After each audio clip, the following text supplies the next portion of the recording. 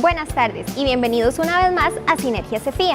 El día de hoy llegamos hasta sus hogares con un programa muy especial desde el Colegio de Ingenieros Tecnólogos de Costa Rica. La intermodalidad en el transporte y sus beneficios serán los temas que abordaremos el día de hoy con el ingeniero David Gómez en nuestra entrevista de En Contexto. Pero antes, la ingeniera Jessie Vega nos hablará acerca de movilidad sostenible en nuestro diario vivir, en consejos de nuestros profesionales. Iniciamos así con el programa del día de hoy.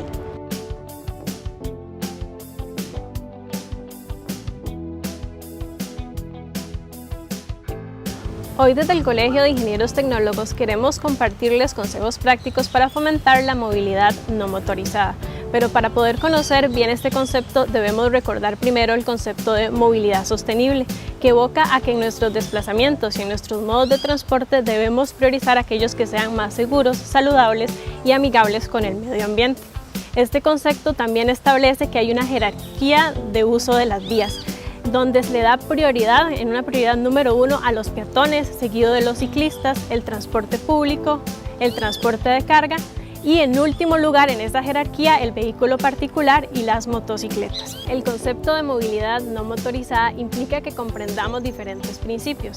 El primero de ellos es la caminabilidad, que quiere decir que en nuestras ciudades debemos priorizar el tener aceras continuas y conectadas que favorezcan nuestros desplazamientos, principalmente caminando. El segundo tema tiene que ver con espacios cicloinfluyentes, como dentro del diseño de todos nuestros espacios, llámese desde las habitaciones, de nuestras casas, también desde las empresas, favorecemos el uso de la bicicleta y tener las condiciones para movilizarnos en bicicleta. El tercer concepto tiene que ver con la gestión y el diseño de calles completas. Esto significa que independientemente de las condiciones de nuestras vías, estas deberían favorecer que compartamos el espacio con las diferentes personas que pueden hacer uso de estas vías, desde su rol de peatones, así como nuestro rol de conductores en el transporte público. El cuarto principio está relacionado con el uso de suelo mixto y complementario, que significa que en la disposición de nuestras ciudades todo debería quedarnos cerca, favoreciendo que vivamos cerca de donde trabajemos y que el acceso a los recursos y a los productos nos quede en una distancia caminable, justamente para favorecer los principios de la movilidad no motorizada. El quinto principio se llama intermodalidad y es reconocer que las personas podemos hacer uso de distintos medios de transporte en nuestros desplazamientos. Por ejemplo, si nos vamos a desplazar de la casa al trabajo, podríamos hacer uso de la bicicleta en el trayecto que va de la casa a la parada de autobús y luego tomar el autobús hacia el trabajo. Eso significa crear las condiciones para que en la parada de autobús pueda yo parquear mi bicicleta o que pueda ingresar mi bicicleta en el autobús y continuar mi recorrido. Esto también aplica para todo lo que tiene que ver con las paradas de tren, por ejemplo. Y algo muy importante es que un eje transversal a todos estos principios es reconocer que tenemos que identificar las necesidades de las personas, poniéndolas en el eje central de todos los procesos de diseño, porque no es lo mismo una mamá con su niño en brazos, los desplazamientos que va a realizar en comparación con un papá con su niño de brazos. No tienen los adultos mayores, por ejemplo, las mismas opciones para acceder a espacios de esparcimiento, de ocio y de recreación si no cuentan con un transporte que los lleve hacia esos lugares. No van a ser las mismas decisiones que tome una mujer joven que ha sufrido quizás situaciones de acoso en su vida sobre qué sitios va a caminar en comparación con un hombre. Estos fueron los principios para fomentar la movilidad no motorizada. En la siguiente parte hablaremos de consejos prácticos para llevar estos principios a nuestra vida diaria.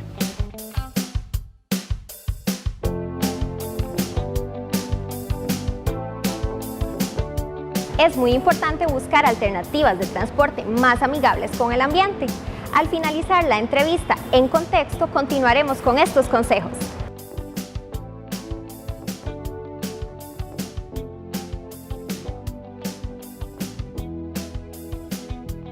Muy buenas tardes, gracias por continuar en sintonía de Sinergia. Esta tarde en Contexto vamos a conversar con el Colegio de Ingenieros Tecnólogos, quien nos trae un invitado muy especial, al ingeniero David Gómez, quien nos va a conversar sobre movilidad, pero también sobre transporte público eficiente. Y vamos a tener que hablar algunos detalles importantes porque necesitamos saber cómo en el país se tiene que desarrollar todo de manera eficiente para lograr la movilidad que nos merecemos. Muy buenas tardes, don David. Muy buenas tardes, Teresita, y también al público. Un placer estar por acá.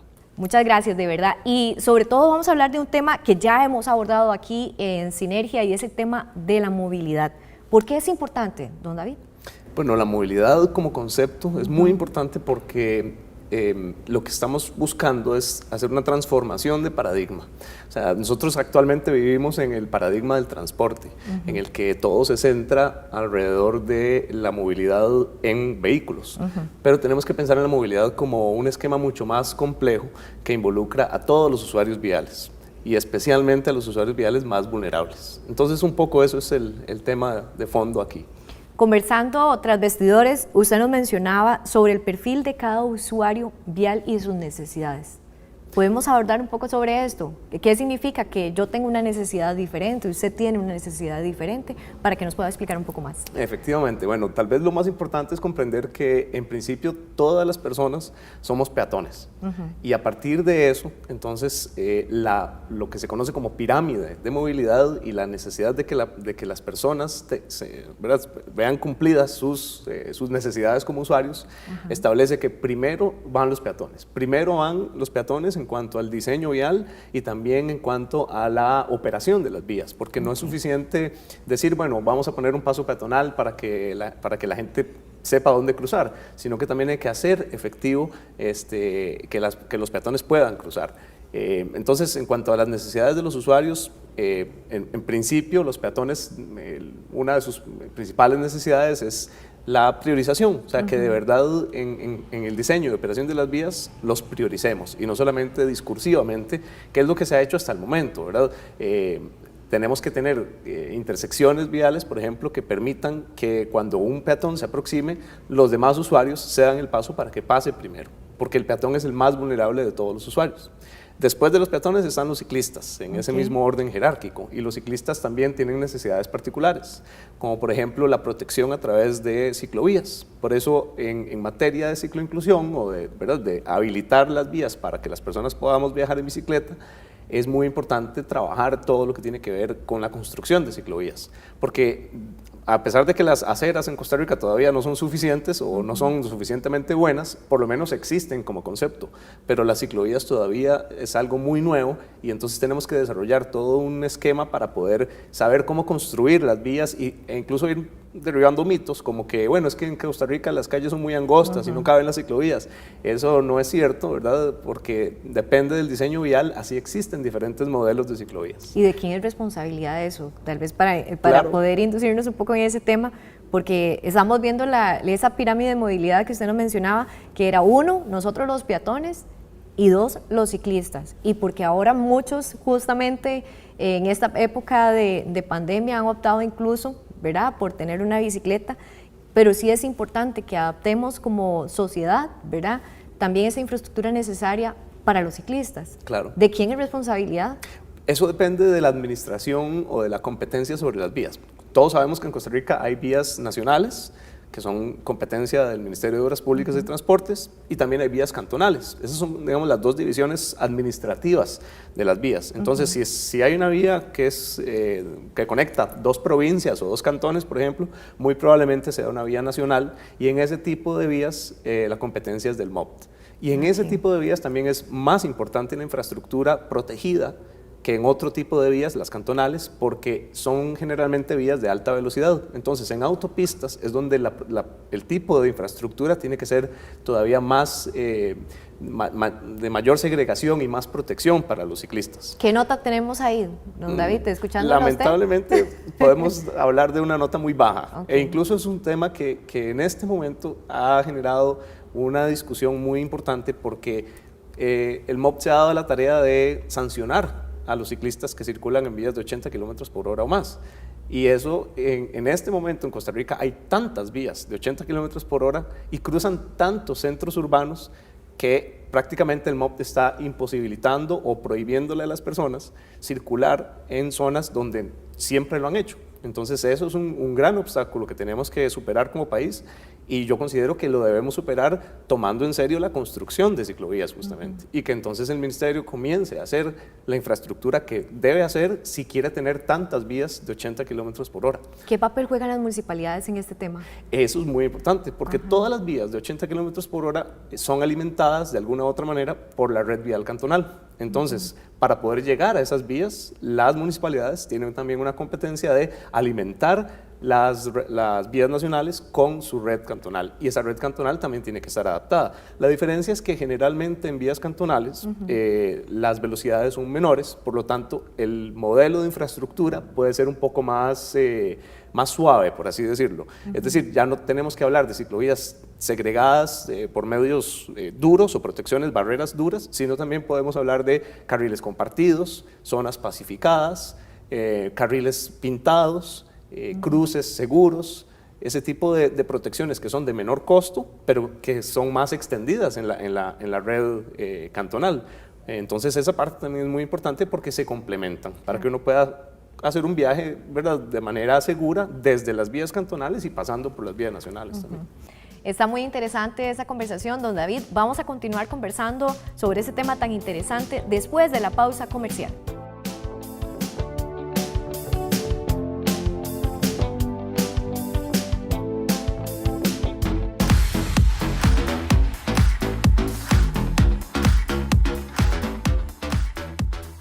Nos interesa su desarrollo profesional y es por ello que ponemos a su disposición nuestros cursos virtuales, los cuales le ayudarán a mejorar su negocio y estilo de vida.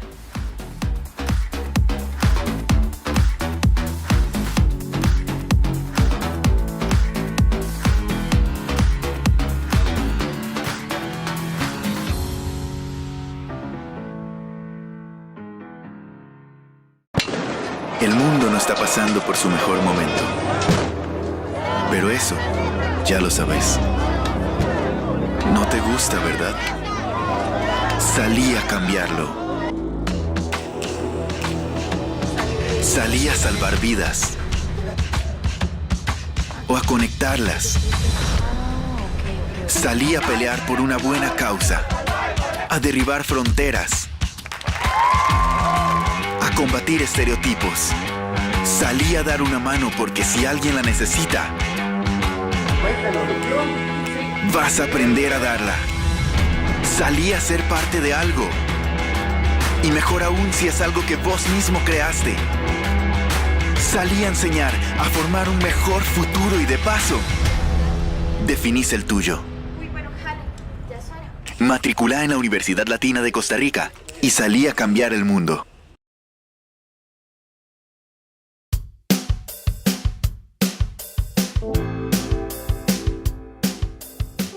Esta tarde en Sinergia estamos conversando con el ingeniero David Gómez, miembro del Colegio de Ingenieros Tecnólogos de Costa Rica, donde estamos conversando cómo ser más eficiente ese traslado que realizamos nosotros de un lado a otro, pero de una manera más sostenible, y por eso es que está conversando con nosotros el ingeniero David Gómez. Don David, convérsenos ahora, ¿quién es el que sigue de tercero en esa pirámide de movilidad que nos está diciendo? Peatones, ciclistas y...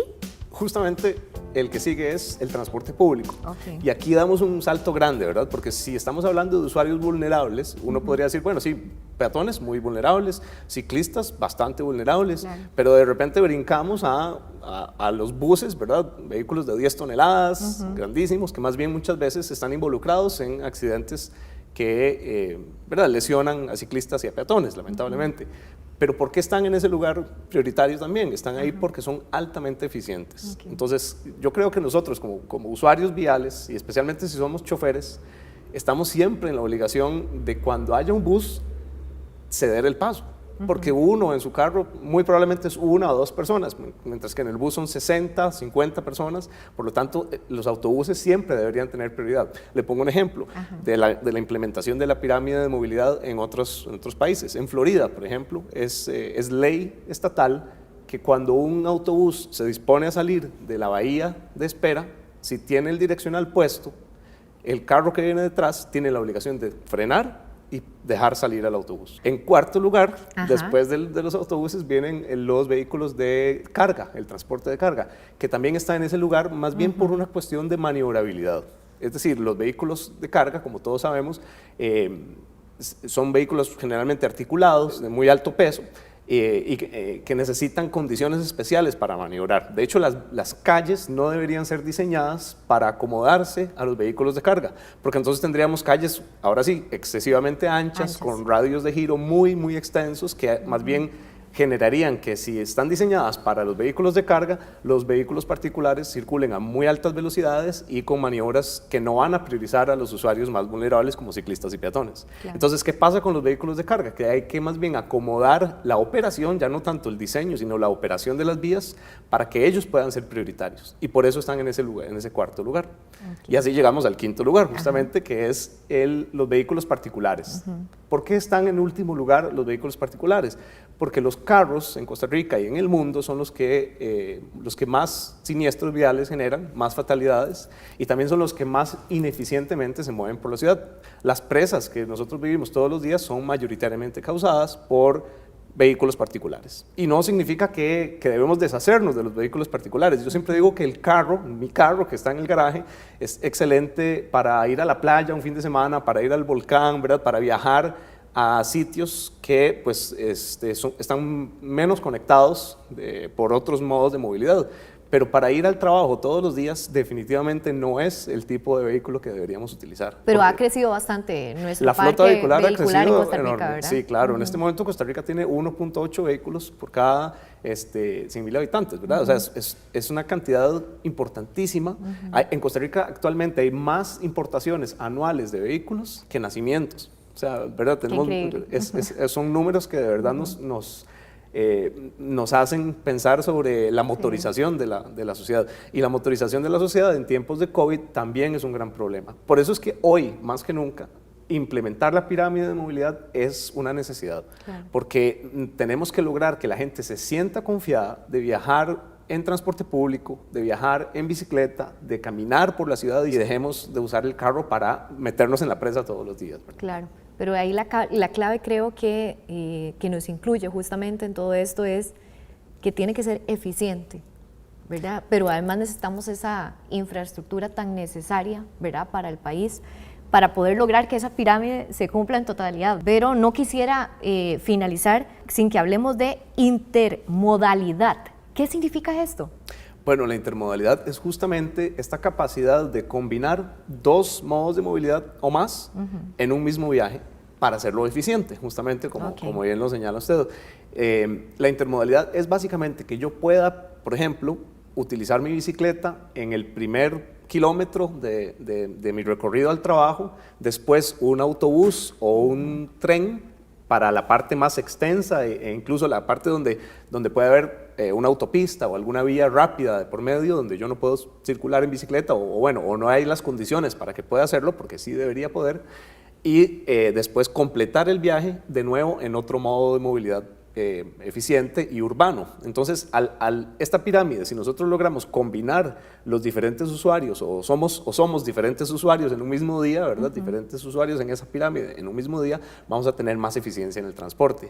Esto es un paso muy importante que tenemos que dar como país porque ya hay legislación suficiente para que se ejecute. La Ley de Movilidad y Seguridad Ciclista de abril del año pasado estableció la intermodalidad como una práctica que debería ser implementada por los medios de transporte público, y eso implica entonces hacer adaptaciones a las unidades de autobús y a los trenes para que uno pueda viajar en bicicleta a la estación del tren o a la parada del autobús, subir su bicicleta al autobús y después continuar el viaje cuando llega a donde se baja del bus y continuar el viaje para completarlo en su bicicleta.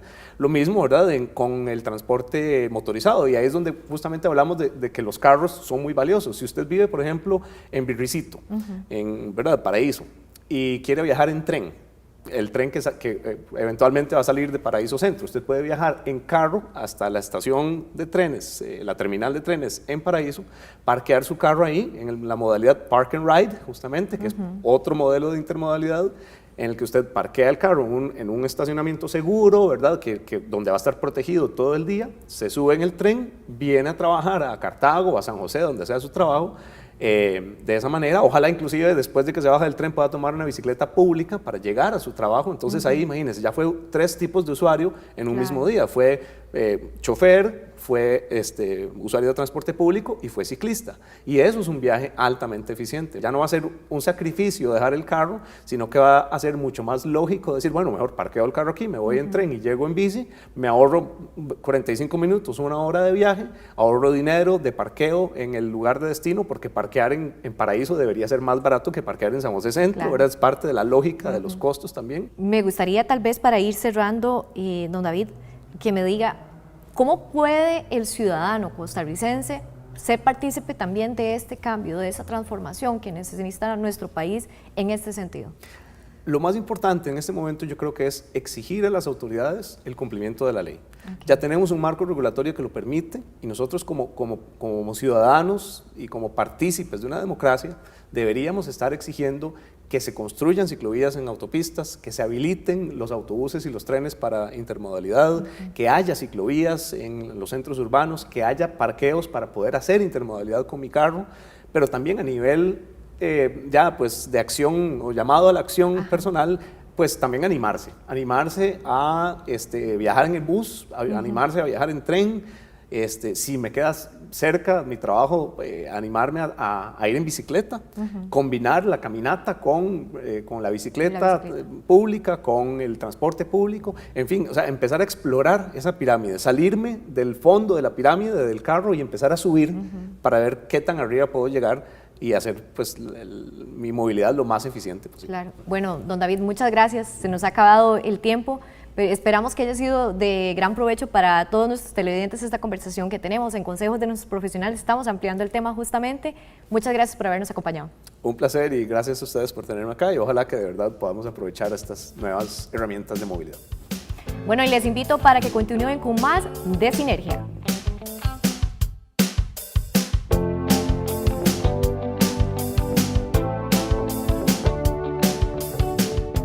Continuamos ahora con la segunda parte de Consejos de nuestros profesionales.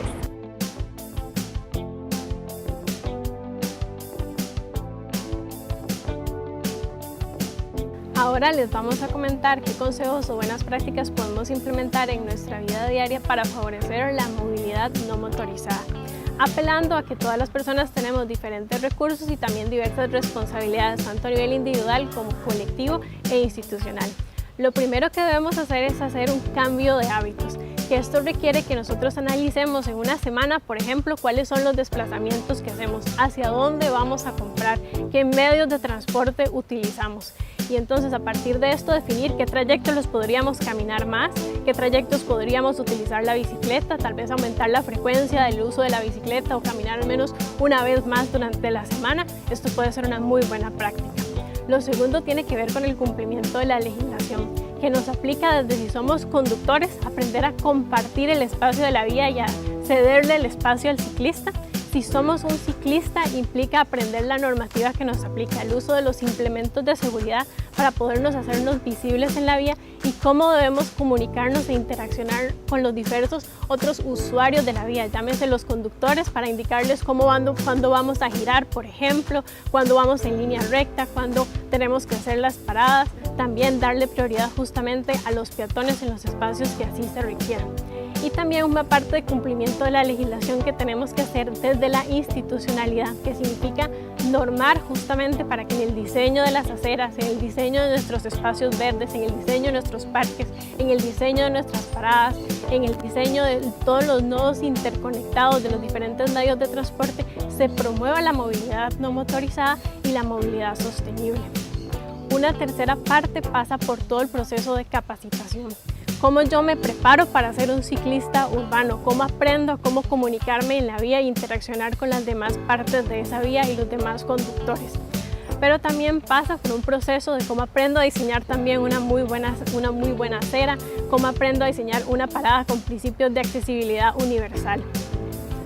El cuarto principio tiene que ver con todo lo relacionado con la participación ciudadana, que tiene que ver en la parte muy institucional de brindar los espacios para que se conozcan las necesidades de movilización y desplazamiento que tienen los diferentes usuarios que yo tengo en mi servicio de transporte, por ejemplo, quiénes son los que utilizan un autobús, quiénes son las personas que se mueven en tren, cómo se mueven o cómo se caracterizan las personas que utilizan la bicicleta y cómo lo integro en los procesos de planificación que yo desarrollo en mi institución, pero también un proceso muy individual de reconocer o identificar en qué espacios puedo yo incidir desde nivel comunal, digamos, por ejemplo, en las asociaciones de desarrollo para proponer proyectos de mejorar la caminabilidad de mi comunidad o hacer un espacio más ciclo incluyente.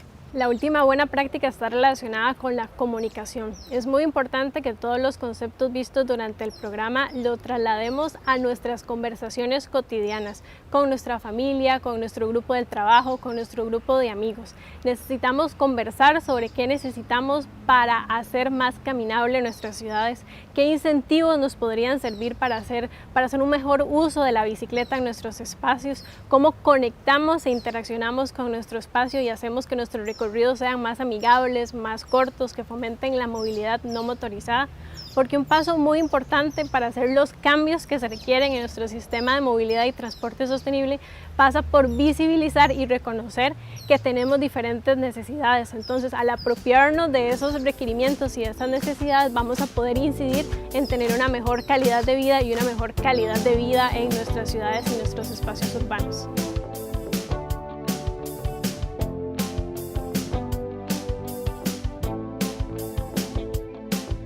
Al regresar del corte comercial, contestamos sus preguntas.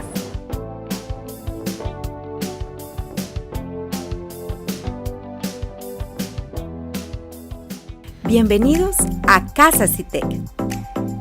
Casa Citec cuenta con espacios ideales para el desarrollo de sus negocios y formación continua. Posee 2 aulas de capacitación, aula verde, aula azul. Contamos con 3 salas de reunión.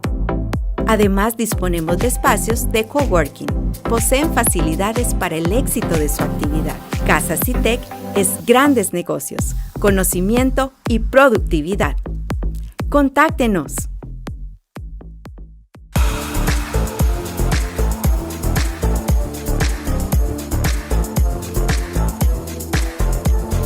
Somos ME Tienda, somos una tienda familiar. Estamos ubicados al costado norte del Parque de Acerrí, en Plaza Geisa, local número 5. También pueden encontrarnos en Facebook como ME Tienda. Los esperamos.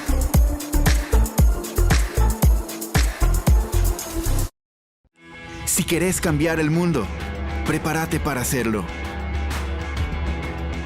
Matriculá en la Universidad Latina de Costa Rica. Estudia arquitectura y salí a cambiar el mundo.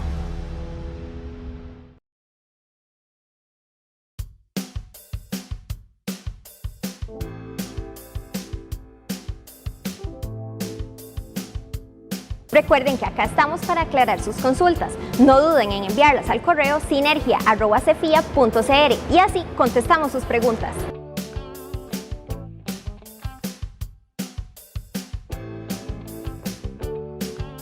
Buenas tardes, hoy vamos a responder algunas preguntas que nos han llegado a Citec como una manera de apoyar a nuestros usuarios desde nuestro gremio. ¿Qué debo tomar en cuenta cuando decido construir en cuanto a responsabilidades de los profesionales?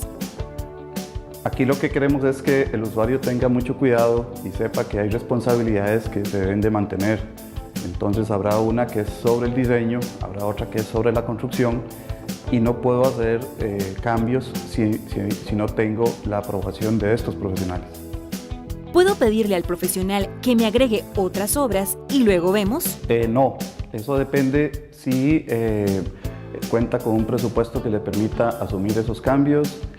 Hay que tomar en cuenta los planos tramitados, el alcance de esos planos, por lo tanto no es conveniente pedir sin antes haber valorado esos cambios. ¿Cómo podría resolver lo anterior? La mejor forma es primero hacer un análisis entre el cliente y el profesional, valorar costos, valorar plazo y una vez que se haya determinado cuántos son los impactos y si el cliente los puede pagar, dependiendo del contrato, asumir esas diferencias y hacer hasta los trámites que sean necesarios en caso de que altere lo inicialmente aprobado. ¿Qué cuidados debo tener con los cambios según el tipo de contrato? Todo cambio, generalmente algunos usuarios lo han visto solo desde el punto de vista económico, pero todo cambio puede impactar en el plazo, en el alcance y hasta en la calidad de la obra. Entonces lo ideal es que siempre se analice todo el conjunto en forma integral y una vez que esté ese análisis, valorar cuáles son esos costos y esos plazos para ver si se pueden asumir. ¿Qué es útil negociar para el momento de la entrega de la obra? Lo ideal es que el usuario reciba un plano como quedó en las obras, que ojalá reciba manuales, que ojalá reciba por lo menos alguna capacitación de uso, porque muchas veces en el mantenimiento el problema es que el usuario no sabe cómo quedaron y cómo le debe dar reparaciones a las obras. Y aquí el enfoque es que sepa cómo se usan. Esperamos desde CITEC que nos sigan haciendo sus consultas y cuenten con nuestro apoyo, con mucho gusto.